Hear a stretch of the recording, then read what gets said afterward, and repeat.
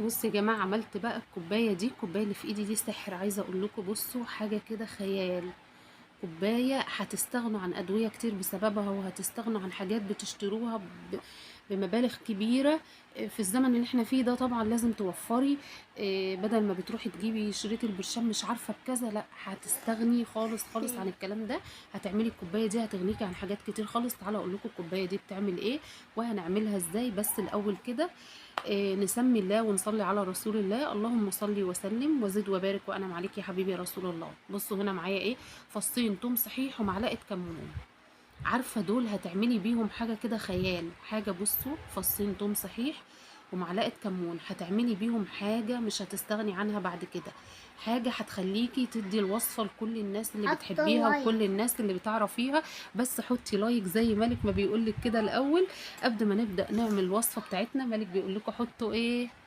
لايك. حطوا لايك. حطوا لايك. واللي مش عامل لي متابعه تضغطوا متابعه. واللي بيتابعني عن طريق قناة اليوتيوب اضغطوا اشتراك واضغطوا برضو لايك. هنا انا معايا شوب كبير زي ما انتم شايفين كده، حطيت فيه معلقة كمون وحطيت فيه فصين توم، وهحط فيه شريحتين من الليمون بالقشر بتاعهم زي ما انتم شايفين كده. شريحتين من الليمون بالقشر بتاعهم. اعملوا الوصفة بالظبط زي ما انا بقول لكم كده. وهحط عليهم كمان معلقة شمر. معلقة شمر. كل طبعا الحاجات دي بتيجي من عند العطار، اللي هو الشمر والكمون والثوم والليمون موجودين في كل بيت. يعني حاجة حتى الكمون برضو موجود في كل بيت، والشمر حاجة مش هتحتاجي ان انت تشتريها من بره بسعر غالي. حاجة مش هتحتاجي ان انت تبذلي مجهود عشان تعمليها او تجيبيها. وطبعا ميه من الكاتل مغليه وفضيتها عليهم بالطريقه ديت زي ما انتم شايفين في منتهى البساطه، ولا تعبت فيها ولا عملت فيها اي مجهود ولا اي حاجه. وقلبت كل حاجه زي ما هي كده وركنتها. هركن كده على جنب 5 دقايق. الخليط ده كله مع الميه المغليه هركنه كده واغطيه واسيبه 5 دقايق. ما تنسوش بقى اللي وصل معايا لغايه هنا يقول لي بيتابعني منين، وتدعوا لي دعوه كده حلوه من قلبكم لعل الله يستجيب لكم. بفرح قوي لما الاقي ناس بتتابعني من كذا بلد مختلفه عن التانية. ربنا يبارك لكم يا رب وما تحرمش منكم ابدا. هنا بقى هبدا اصفي كل ده في الكوبايه دي. عايزه اقول لك ان انت كل يوم تعالي بقى اقول لك وصلنا لمرحله ايه. ان انت عايزه تعرفي الكوبايه يموتوا دي في بتعمل ايه. النار. الكوبايه دي لو شربتي منها كل يوم الصبح الشوب ده هتخسي ربع وزنك. يعني لو انت 100 كيلو هتبقي 75 كيلو خلال شهر. لو انت 120 كيلو هتبقي 90 يا كيلو عمي. خلال شهر. كل يوم الصبح على الريق. الكوبايه دي يا جماعه معجزه. معجزه معجزه.